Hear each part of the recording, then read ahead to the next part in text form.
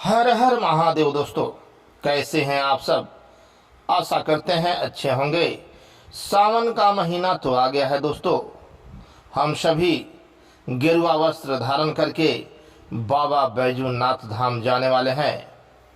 दोस्तों, रास्ते में चलते रहिए और हमारे कथा को सुनते रहिए।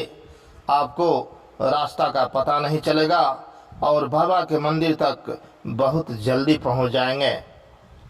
सभी भाई बहनों से यही कहेंगे कि अगर आप हमारे कथा को सुन रही हैं या सुन रहे हैं तो मेरे चैनल को सब्सक्राइब कर दें। दोस्तों, माँ शक्ति की कहानी, जिसने भगवान भोलेनाथ से शादी किया था। माँ शक्ति राजा दक्ष की पुत्री थी और उन्होंने मन ही मन भगवान भोलेनाथ को अपना पति मान लिया था। कहा जाता है कि माता शक्ति मन ही मन भगवान भोलेनाथ को अपना शौहर मान चुकी थी और उन्हें अपना पति मानती थी।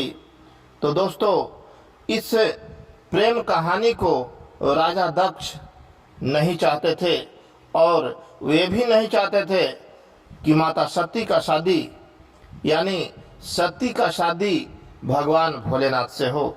बहुत समय बीत जाने के बाद शक्ति घोर तपस्या करते रही और फिर अंत में ब्रह्मा जी के आदेश से शक्ति जी का शादी भगवान भोलेनाथ के साथ हो गया।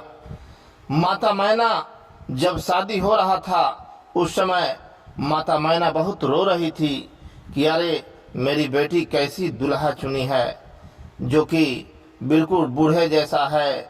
उसके गले में सर्प है, बिच्छू है और पाँव में खड़ाऊ है।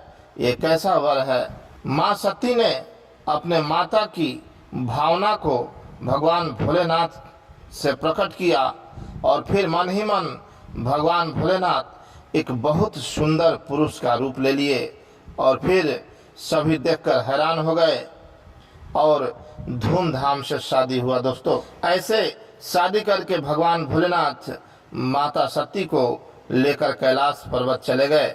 समय बीतता गया। एक बार राजा दक्ष ने अपने यहाँ बहुत बड़ा यज्ञ करवाया। सभी बेटियां चाहती हैं कि हम अपने मायके आते जाते रहें और माँ बाप उन्हें बुलावें और इज्जत दें।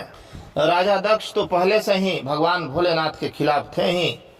उन्होंने जब यज्ञ करवाया दोस्तों, तो सभी देवी देवताओं को बुलाया, लेकिन भगवान भोलेनाथ को निमंत्रण नहीं दिया। और यह सब देखकर माता शक्ति बहुत दुखी हुई। माता शक्ति बहुत दुखी हुई और ये सोचने लगी कि ये कैसी लीला है, ये क्या हो रहा है। राजा दक्ष यानी मेरे पिता हमारे स्वामी को क्यों नहीं पूछे, क्यों नहीं आमंत्रित किए। जब उन्होंने जाकर भगवान भोलेनाथ से कहा कि अरे इतना बड़ा यज्ञ मेरे पिता करवा रहे हैं, क्या आप नहीं चलिएगा। भगवान भोलेनाथ बोले कि देखो, बिना निमंत्रण के कहीं नहीं जाना चाहिए। माता सती ने बोला कि अरे निमंत्रण की क्या बात है, वो तो मेरा घर है। वहाँ तो ऐसे भी मैं पली बढ़ी हूँ, वैसे भी मेरे माँ बाप मेरा बहुत इज्जत करते हैं। आप चलिए, आपको कोई कुछ नहीं बोलेगा। भगवान भोलेनाथ बोले कि नहीं, मैं नहीं जा सकता। जब तक आमंत्रण नहीं आएगा तब तक मैं नहीं जा सकता। तो माता सती ने बोला कि हे प्रभु, अगर आप नहीं जाइएगा तो मुझे आज्ञा दीजिए, हम घूम के आते हैं। जब माता शक्ति जिद करने लगी तो भगवान भोलेनाथ बोले कि ठीक है, जाओ, लेकिन जल्दी आना। माँ शक्ति जब अपने मायके पहुंची तो उनके पिता ने देखकर उनसे मुंह फेर लिया और सभी सखियां हंसने लगी कि अरे बिना बुलाए कैसे आ गई, कैसी स्त्री है जो कि बिना बुलाए मायके में चली आई, पति को भी साथ लेकर नहीं आई। तरह तरह के ताना सुनकर उन्होंने माता के पास जब गई, माता ने भी मुंह फेर ली।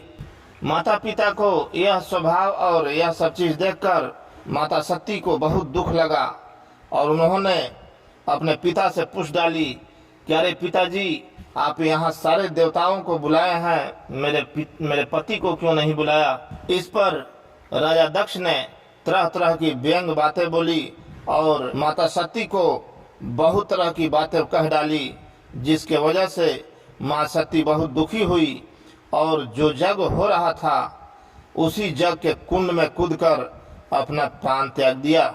दोस्तों, जब इस बात का पता भगवान भोलेनाथ को चला तो उन्होंने क्रोध में वहां प्रकट हुए और आते ही राजा दक्ष का सर अपने त्रिशूल से काट दिया।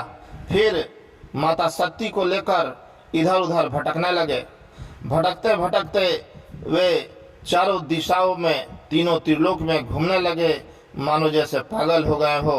तो कहा जाता है कि भगवान विष्णु ने अपने सुदर्शन चक्र से अलग अलग हिस्सों को काट काट करके गिराया और जहाँ जहाँ वह हिस्सा गिरा वहाँ वहाँ धाम बन गया। दोस्तों, ऐसे भगवान भोलेनाथ और माता सती की कहानी थी।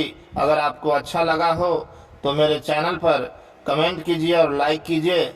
चलते चलते हर हर महादेव, जय माता सती।